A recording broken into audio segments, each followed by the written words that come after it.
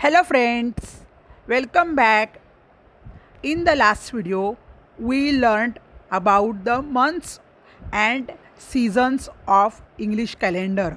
In this video, we are going to focus on months of Indian calendar. हे आहे Indian कॅलेंडरमधल्या महिन्यांचे चक्र. Repeat the names of these months with me.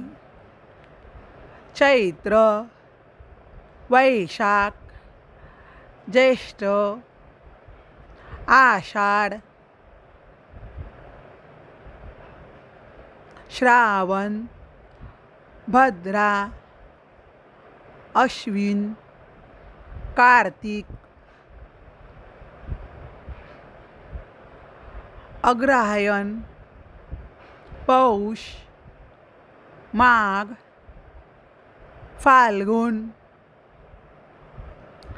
There are 3 seasons in India according to the atmosphere: summer, rainy, and winter season. Similarly, according to the Marathi calendar, there are 6 seasons: ग्रीष्म, वर्षा, शरद, हेमंत, शिशिर, वसंत. हवामानानुसार एकूण 3 ऋतू आपण मागील व्हिडिओमध्ये पाहिले. उन्हाळा, पावसाळा, हिवाळा हे मुख्य 3 ऋतू आहेत. परंतु मराठी कालगणनेनुसार एकूण 6 ऋतू आहेत: ग्रीष्म, वर्षा, शरद, हेमंत, शिशिर व वसंत. या ऋतूबद्दल आपण माहिती मिळवूया. ग्रीष्म season comes in the months of Vaishakh and ज्येष्ठ. ग्रीष्म म्हणजे गरमी. उन्हाळा तुम्हाला सर्वांना आवडणारा, कारण तुमची आवडीची उन्हाळ्याची सुट्टी साधारण ग्रीष्म ऋतूमध्ये येते.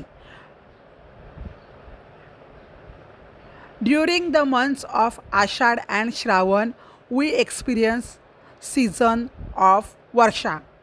आपले शेतकरी आतुरतेने वाट पाहतात तो ऋतू म्हणजे वर्षा होय. वर्षा ऋतूमध्ये पृथ्वी हिरव्या रंगांनी नटलेली असते. The next season is Sharad.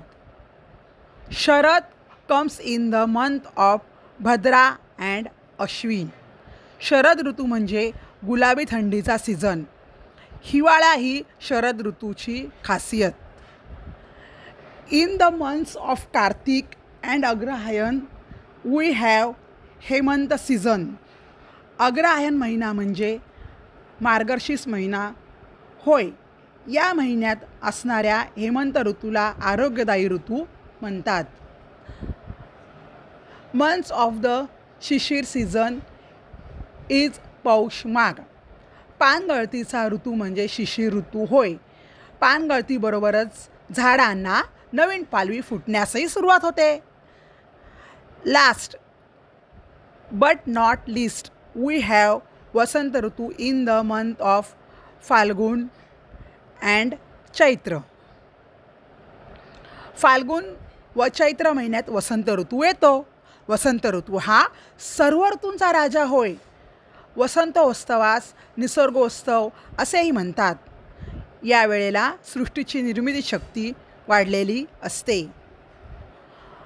This is how we experience all the 6 season throughout the 12 months of the year. The year begins with the month of Chaitra and ends with Phalgun. Till now, we have seen the English calendar and the Indian calendar.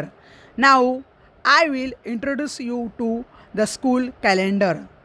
School calendar tells us about various school activities planned for a year. Let's see how a school calendar helps us to plan activities. This picture shows us the school calendar for the month of December. Observe this calendar carefully. See the dates and the events plan. Now, let's understand this calendar in detail. Tell me which events will be take place in the month of December. Answer: sport competition and drawing competition. Which day is the drawing competition? On 20 December. Which festival do you celebrate on 25 December? Christmas.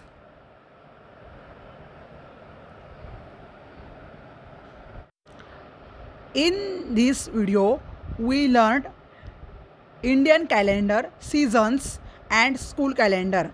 Now, you please try to answer this question. Homework. What is special about the dates of any month that fall on a Tuesday? What is special about any month that fall on a Friday? The date on a Wednesday of a month is 4. What is the date on the following Wednesday? Thank you.